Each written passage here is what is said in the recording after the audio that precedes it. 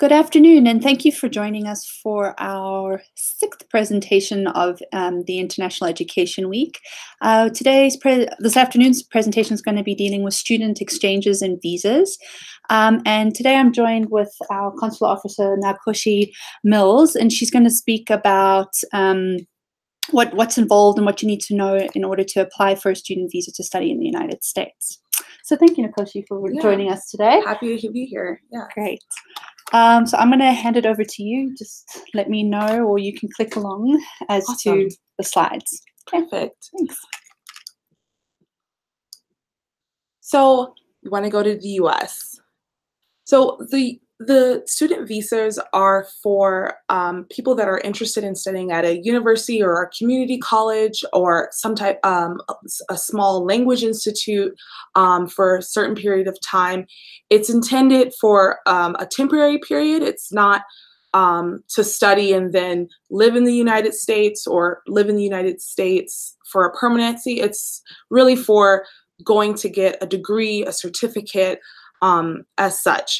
We also have opportunities as the M1. So if your university that you're applying to might not have the types of accreditation, or it may not have the same level of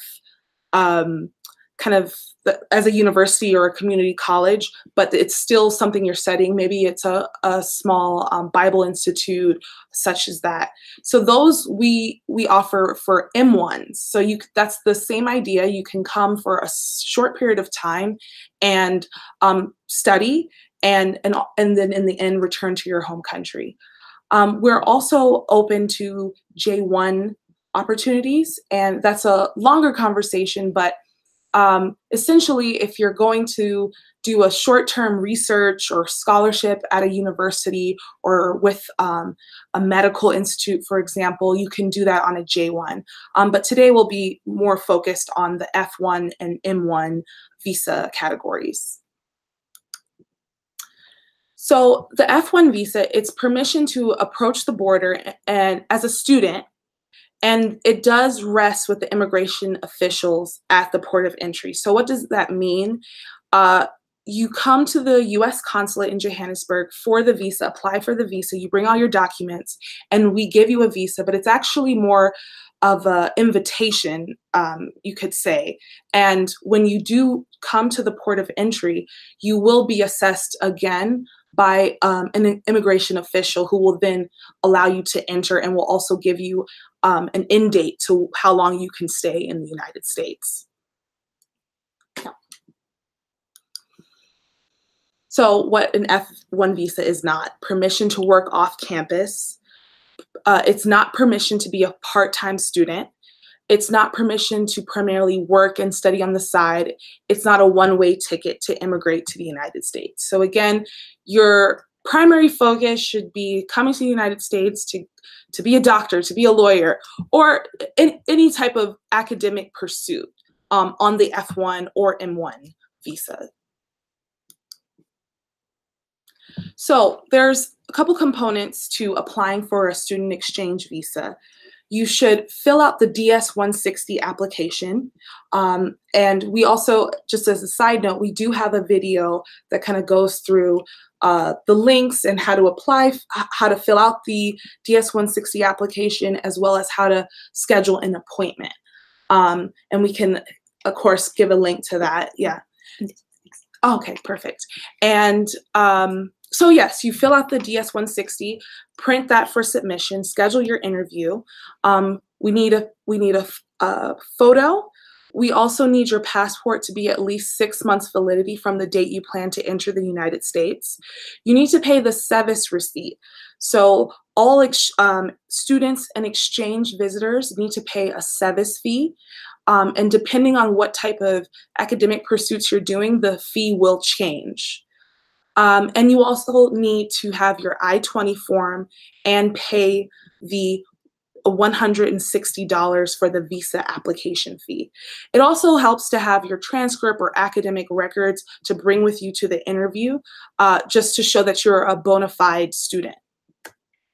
And once you arrive to the consulate, you will have an interview with the consular office. And then at that moment, they will tell you whether your application needs further documents, if it's issued, or if it's denied. So to get to your I-20 is issued by the school. You need to be accepted by the school, and there needs to be proof of funding, and have it sent to you by courier here to South Africa or wherever you live, and make sure you bring that hard copy to your interview.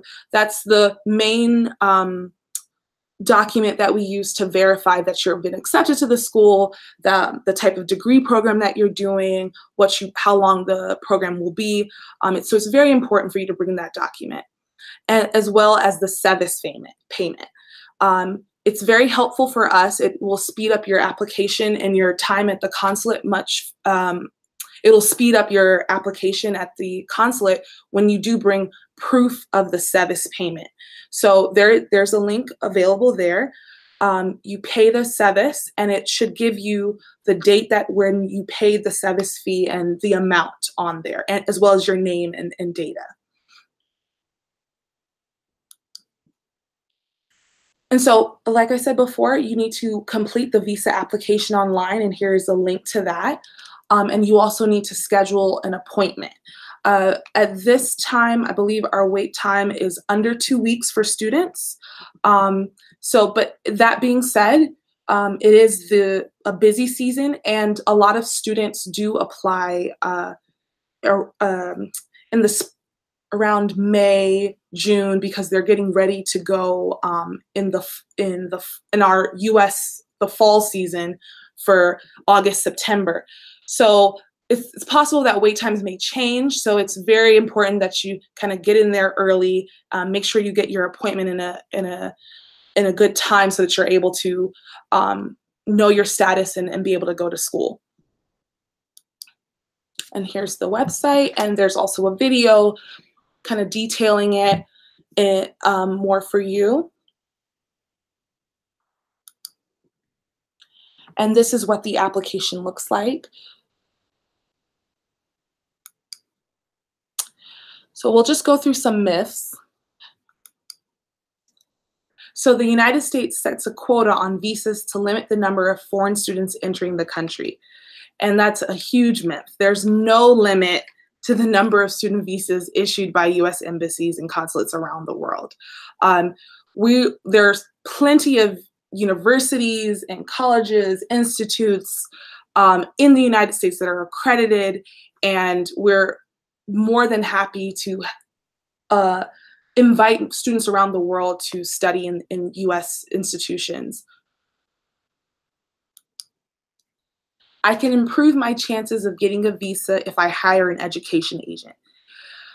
Okay, so that's a very strong myth. It is your choice to hire an education agent, but I will emphasize that you are fully empowered to do it on your own. And if you got into Harvard, you can do it on your own. But do not believe or enter into any agreement with someone who tells you they can help you get a visa through special arrangements. Such visa fixers have no special access to the US government. And it's really important to remember that, because there are I understand that the visa process for a lot of people can be very daunting and stressful, and it might just feel like so much easier to get someone down the road to fix everything for you. Those people don't always have all the answers, and you could be misled, but it is your choice. You're open to that, but it will not change your chances of getting a visa. It's all up to you, the individual, and if you're able to show that you're a bona fide student, and in certain other aspects. A visa applicant needs to document a minimum income level. So, and this is tricky, because you do need proof of sufficient funds to cover your tuition and living expenses while you're planning to stay, but you don't need to prove that you have a certain level of income or that your parents have a certain profession or a certain wealth status. We get a lot of students that have scholarships from certain South African foundations or from the school itself, and that is sufficient to show that you can cover the tuition and living expenses. Or those students, some students do show bank statements or income statements from their parents or significant others that shows that it's enough funds that they will not be a burden to any U.S. taxpayer while they're there. Yeah.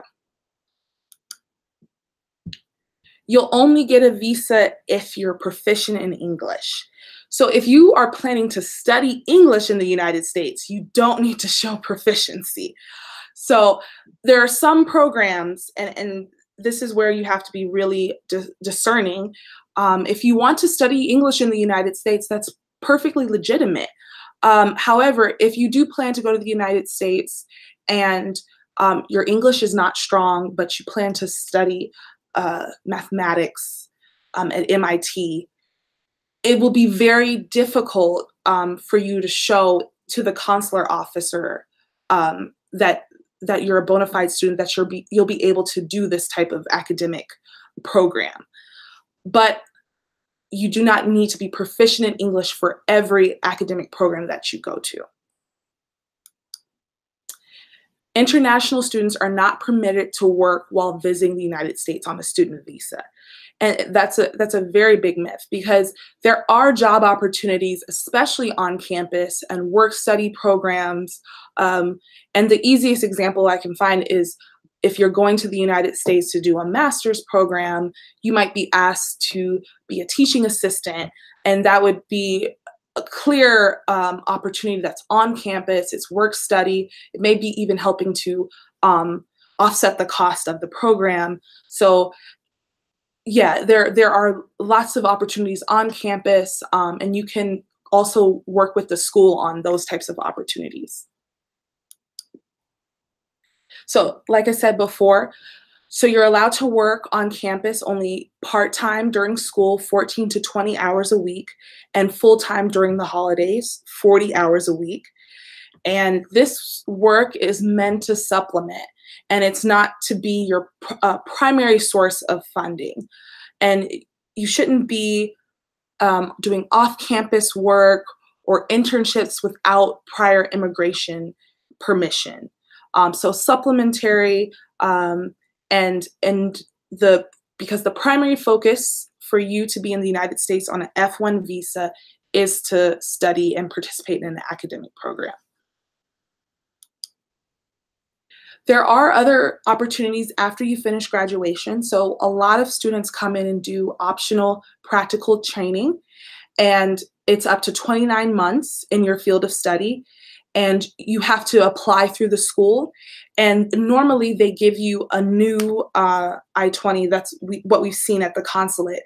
And then you return to South Africa, for instance, and then reapply with the new I-20 that is specifically speaks about your OPT. And then we will adjust accordingly.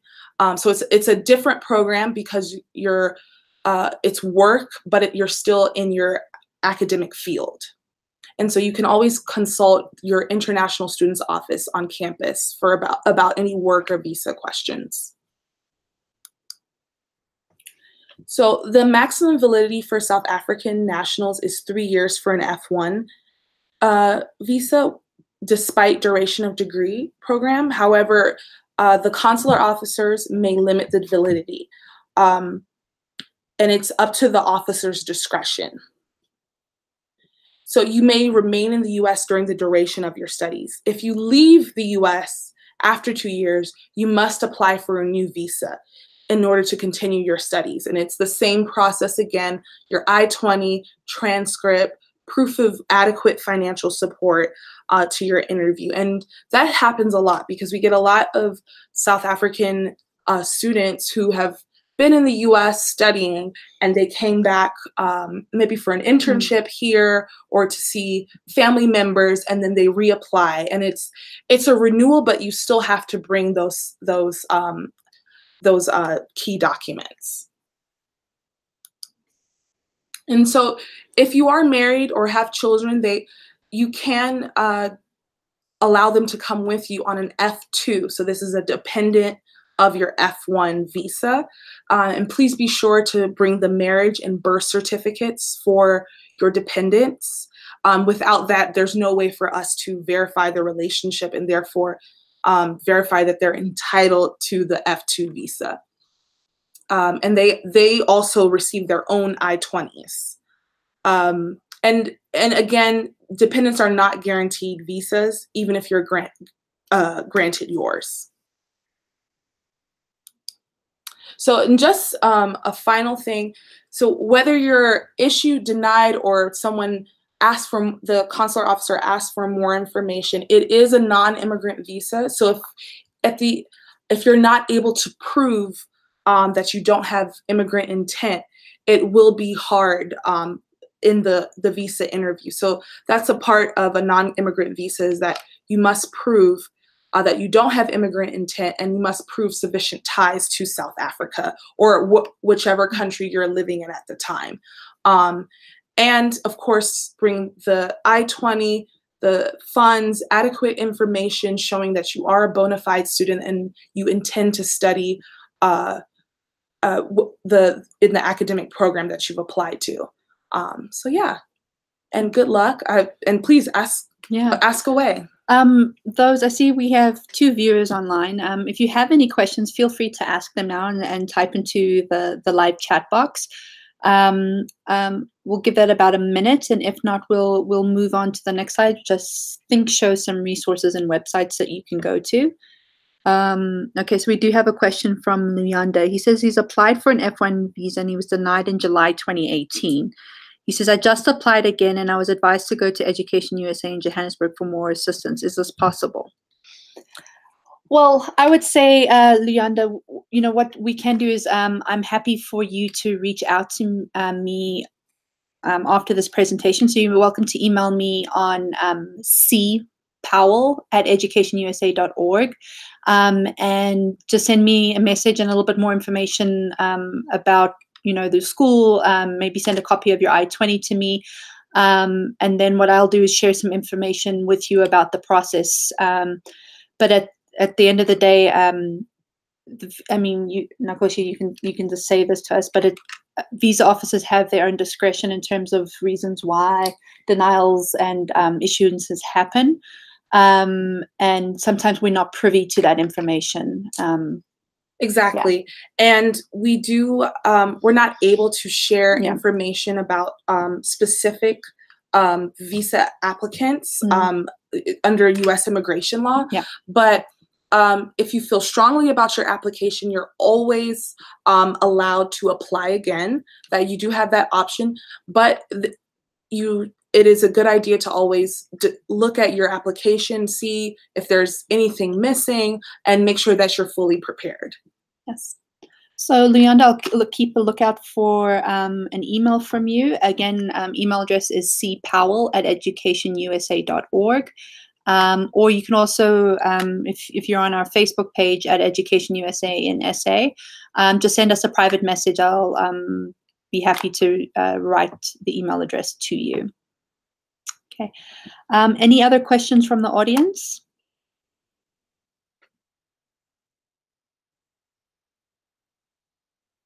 Give it one more minute.